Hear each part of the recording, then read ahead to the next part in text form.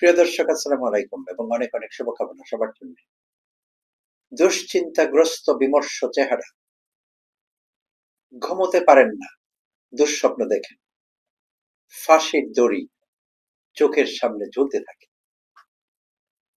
প্রিয় দর্শক, কথা বলছি ঢাকার কসাই খ্যাত শেখ হাসিনার স্বরাষ্ট্র গুন্ডা গাল কাটা কামালের কথা, আসাদুজ্জামান কামাল। শেখ হাসিনার স্বরাষ্ট্র গুন্ডা, অন্যেরা তাকে স্বরাষ্ট্র মন্ত্রী বলে, আমি আসলে মন্ত্রী শব্দটি তার নামের সঙ্গে উচ্চারণ করতে চাই না, কারণ তিনি আসলে একজন গুন্ডাই ছিলেন। কাকে মারতে হবে, কাকে গ্রেপ্তার করতে হবে, কাকে গুম করতে হবে, কাকে ক্রস ফায়ারে দিতে হবে, এই সব কিছু সিদ্ধান্ত হতো তার ঢাকার বাসায়। প্রতি রাতে ঢাকার বাসায় সেই কুখ্যাত পুলিশ অফিসাররা, হারুন থেকে শুরু করে বিপ্লব এবং আরো অনেকে একত্রিত হতেন তার বাসায়। মধ্যরাত অবধি চলত গোপন মিটিং এবং সেই মিটিং থেকে সিদ্ধান্ত নেওয়া হতো কার জীবন প্রদীপ নিভিয়ে দিতে হবে। আর এই সিদ্ধান্তগুলো আসতো আওয়ামী লীগ নেত্রী এবং সাবেক এবং বর্তমান পলাতক প্রধানমন্ত্রী শেখ হাসিনার কাছ থেকে।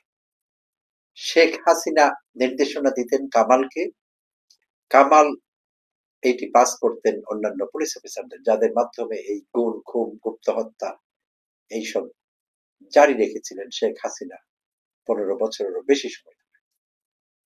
তো এই সেই কামাল, এবং শোনা যায় তার বাসায় টাকার বস্তা যেত।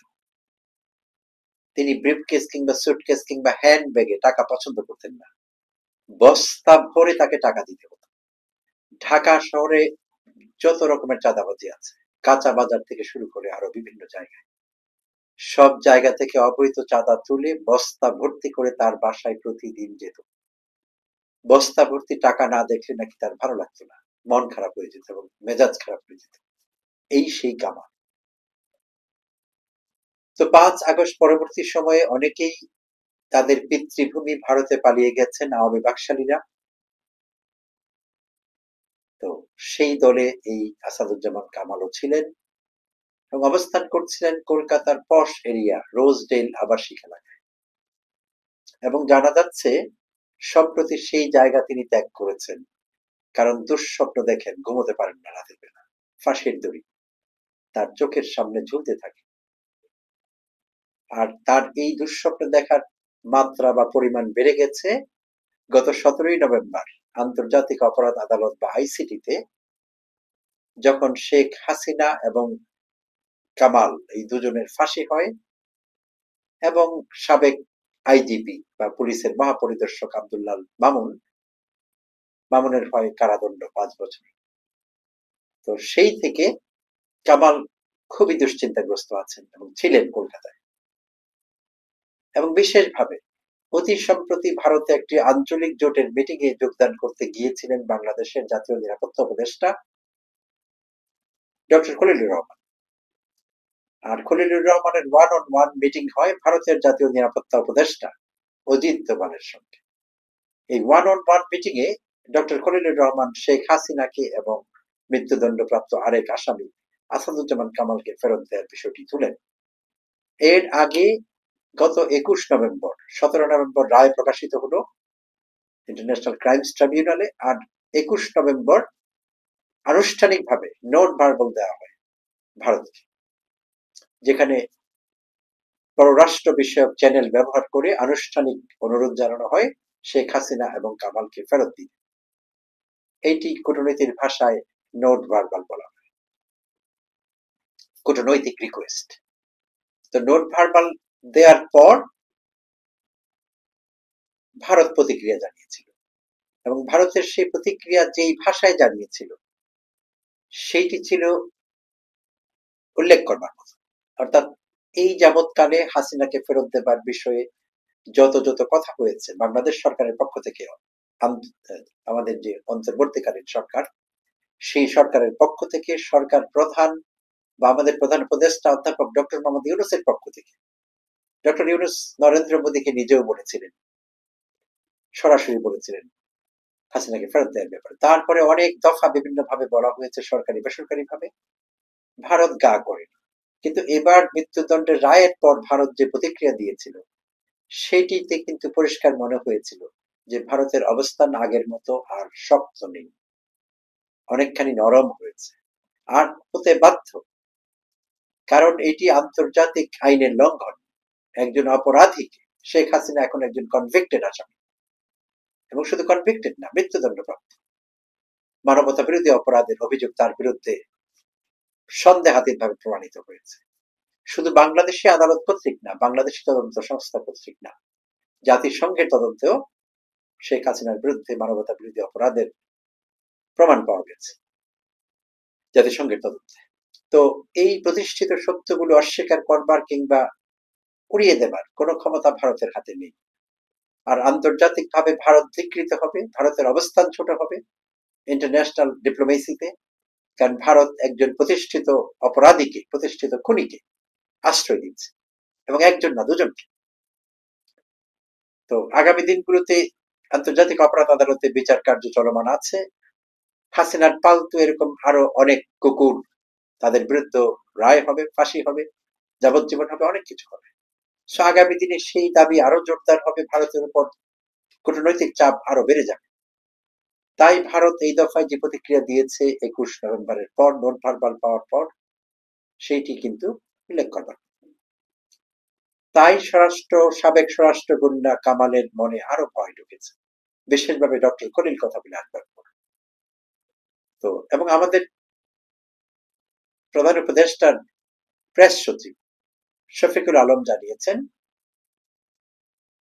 যে কামালকে ফেরত দিতে পারে ভারত, কামালকে দিয়েই হয়তো শুরু হতে পারে।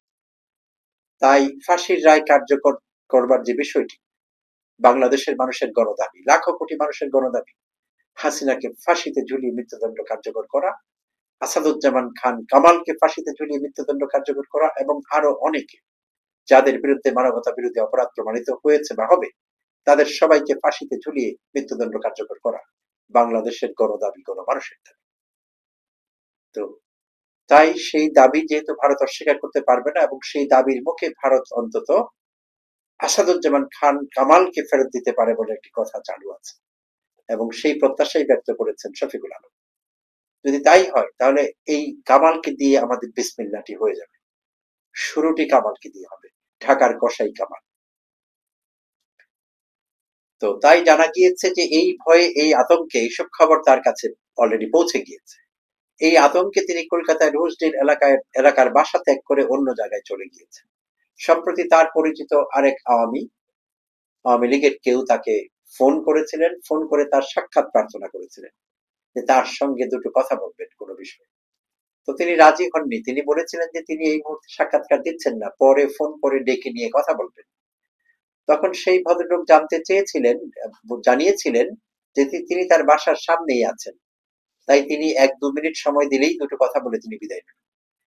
কিন্তু কামাল তখন জানান যে তিনি আর ওই এলাকায় থাকছেন না, রোজডেল এলাকা তিনি ত্যাগ করেছেন। এবং অন্যান্য সূত্রে জানা গিয়েছে, আমার দেশ এই রিপোর্ট করেছে, বিস্তারিত কম্প্রিহেন্সিভ একটি রিপোর্ট। তো আমার দেশ জানিয়েছে বিভিন্ন সূত্রে যে কামাল আর সেই নির্দিষ্ট এলাকাটিতে, রোজডেল অ্যাপার্টমেন্ট কমপ্লেক্স বা যে জায়গাটি আছে, সেখানে থাকছেন না, সেখান থেকে আত্মগোপন করেছেন, ভারতের অন্য জায়গায় পালিয়ে গেছেন। এবং আরো চাঞ্চল্যকর খবর পাওয়া গেছে যে তিনি ভারতে থাকতে আর আশ্বস্ত হতে পারছেন না, কারণ তার মনে কেবলই ভয় যে নরেন্দ্র মোদী না তাকে দিয়ে বিসমিল্লাহটি করে দেয়। শেখ হাসিনাকে পাঠানোর ব্যাপারটি যদিও ঝুলিয়ে রাখে, যদি এমন হয় তাহলে কামালকে পাঠিয়ে দিয়ে অন্তত আপাতত কিছুটা চাপ মুক্ত থাকতে পারে। তো সেই অর্থে এই যে বিসমিল্লাহ হয়ে যাবার সম্ভাবনাটি উজ্জ্বল হওয়ার কারণে এই সাবেক স্বরাষ্ট্র গুন্ডা কামাল অস্বস্তিতে আছেন ভয়াবহ রকমের। এবং জানা গিয়েছে যে তিনি ভারতে থাকবেন না, অন্য দেশের কথা ভাবছেন, যেই দেশের সঙ্গে বাংলাদেশের প্রত্যর্পণ চুক্তি নেই বা এক্সট্রাডিশন চুক্তি বা ট্রিটি সাইন করেনি বাংলাদেশের সঙ্গে, এবং যেই দেশে মৃত্যুদণ্ড নেই এমন কোন দেশে পালিয়ে যাওয়ার চিন্তা করছেন, খোঁজ খবর নিচ্ছেন কোথায় যাওয়া যায়, কোন দেশটি তার জন্য ভালো। তো প্রিয় দর্শক, আসলে এই আসাদুজ্জামান কামাল বলি, পলাতক পুলিশ অফিসার, ডিবির হাউন আঙ্কেলের কথা বলি, বেনজিরের কথা বলি, সাবেক পুলিশের মহাপরিদর্শক, সেনা কর্মকর্তাদের কথা বলি, যারা আয়নাঘরের কারিগর এবং আর্কিটেক্ট, তাদের কথা বলি, তাদের এই জীবন অত্যন্ত বিড়ম্বিত জীবন। এই জীবন আসলে টেনে নেওয়া যায় না। যেখানেই তারা যাবেন, কেউ কেউ বিদেশে আশ্রয় নিয়েছেন অলরেডি, বিদেশেও তাদের পালিয়ে থাকতে হচ্ছে, কারণ আজকাল বাংলাদেশি কমিউনিটি সব দেশেই বড় হয়েছে, সেখানেও তারা ওপেনলি চলাফেরা করতে পারছেন না, সেখানে বসবাসরত বাঙালিদের বাধার মুখে পড়ছেন, বাঙালিরা তাদের মুখে থুতু দিচ্ছে, তাদেরকে ম্যান হ্যান্ডেল করছে রাস্তায় ধরে, সেই ভয়ে তারা বাসা থেকে বেরোতে পারছেন না। আমরা জানতে পেরেছিলাম হাউন আঙ্কেল যুক্তরাষ্ট্রে পালিয়ে আছে, টেক্সাস এলাকায়, এবং সেখানে বেরোতে পারছেন না, বাসায় বন্দী থাকছেন। তো তাদের জীবনটি এরকম নিয়ন্ত্রিত হয়ে পড়েছে, একটি ছকে বাধা পড়েছেন তারা। তো এই জীবন আসলে কোনো জীবন না, এটাই হতে পারে না, আর এটি হওয়া স্বাভাবিক। যারা মানবতা বিরোধী অপরাধ করেছেন, অন্য মানুষের মানবাধিকার লঙ্ঘন করেছেন, দিনের পর দিন, সপ্তাহের পর সপ্তাহ, মাসের পর মাস গুম খুন গুপ্ত হত্যা এসবের সঙ্গে যুক্ত ছিলেন, তাদের জীবন এর চাইতে ভালো হতে পারে না, তাদের জীবন বিলম্বিত হবে, তারা যেখানেই থাকুক না কেন। আর এখন যারা এই, তাদের এই বিলম্বিত জীবন কিন্তু এখন যারা প্রশাসনের অংশ, কি ইউনিফর্ম কি সিভিলিয়ান, যেই ক্যাটাগরিতেই তারা থাকুন না কেন, জনপ্রশাসন বলি, পুলিশ বলি, সেনাবাহিনী বলি, ডিজিএফআই, এনএসআই, কিংবা পুলিশের অন্যান্য শাখা, তো এখন যারা এই দেশে এখনো বিভিন্ন আধিকারিক হিসেবে কর্মরত আছেন, সরকারের বিভিন্ন দপ্তর, অধিদপ্তর, পরিদপ্তর, ডিপার্টমেন্ট, মন্ত্রণালয়, সচিবালয়, যে যেখানে আছেন, তাদের জন্য এটি কিন্তু একটি বিশাল বার্তা। কারণ তারাও অনেকেই এখনো অবৈধ ক্ষমতা ভোগ করছেন, অন্যায় ভাবে পাওয়ার এক্সারসাইজ করছেন, অনেকেই আছেন এখনো, এগুলো পত্রিকায় আসে এখনো, আমরা অবাক হই।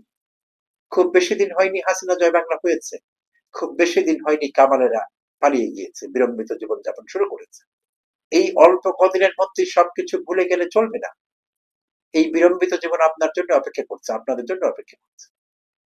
তাই সেইটি মাথায় রেখে আপনাদের কাজ করতে হবে, দেশের জন্য কাজ করতে হবে, দেশের মানুষের জন্য কাজ করতে হবে। মানবতা বিরোধী কোনো অপরাধ সংগঠন করবার আগে 10 বার ভাবতে হবে নিজের ভবিষ্যৎ বিলম্বিত জীবনের কথা। প্রিয় দর্শক, ধন্যবাদ সবাইকে, ভালো থাকবেন, আবারও কথা হবে অন্য কোনো এপিসোডে।